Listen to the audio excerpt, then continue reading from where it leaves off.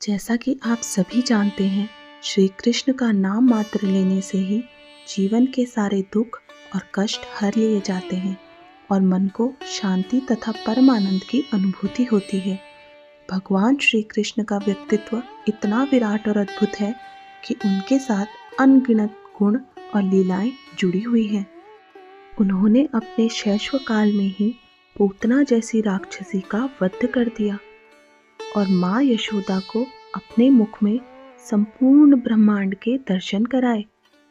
कभी वे नटखट और चंचल बालक के रूप में दिखाई देते हैं, तो कभी गोपियों के संग रास और मधुर लीलाएं करते हुए। और फिर वही श्री कृष्ण कुरुक्षेत्र की युद्ध भूमि में अर्जुन को गीता का दिव्य ज्ञान देकर एक महान गुरु के रूप में प्रकट होते हैं। भगवान कृष्ण के प्रति गोपियों की भक्ति का उल्लेख किए बिना उनकी कथाएं अधूरी सी लगती हैं। एक बार सभी गोपियों ने मिलकर श्री कृष्ण के लिए उत्तम और स्वादिष्ट भोजन बनाने का निश्चय किया।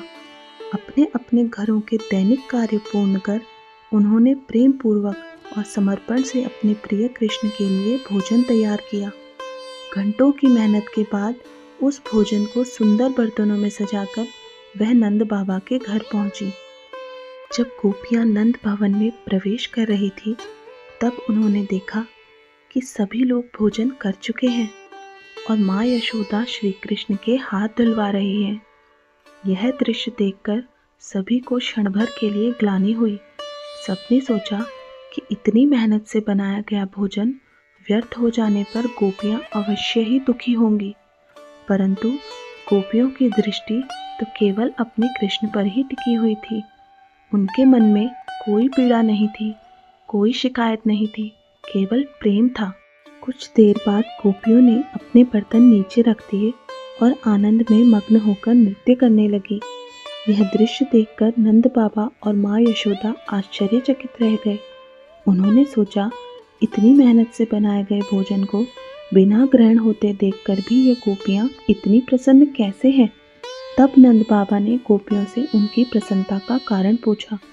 गोपियों ने मुस्कुराते हुए उत्तर दिया, हम तो यह कल्पना कर रही थी कि हमारे बनाए भोजन को खाकर जब श्री कृष्ण के मुख पर तृप्ति का भाव आएगा, वह कितना दिव्य होगा। और जब हम यहाँ पहुँची तो वही तृप्ति का भाव उनके चेहरे पर पहले से ही दिखाई दे रहा था। इससे कोई अंतर नहीं पड़ता कि उन्होंने भोजन किसके हाथ का खाया। हमारा जीवन ही तो उनके संतोष के लिए समर्पित है। उनके तृप्त और प्रसन्न मुख के दर्शन ही हमारे जीवन की सबसे बड़ी खुशी है। इस कथा में हमें यह समझने को मिलता है कि गोपियों की भक्ति किसी स्वार्थ, अपेक्षा या फल की कामना से नहीं थी, बल्कि वह पूर्णतः प्रेम, समर्पण और निष्ठा से भरी हुई थी। ऐसी भक्ति जहाँ अपने कर्म का फल नहीं, केवल इष्ट की प्रसन्नता ही सब कुछ है। जय जय श्री राधे।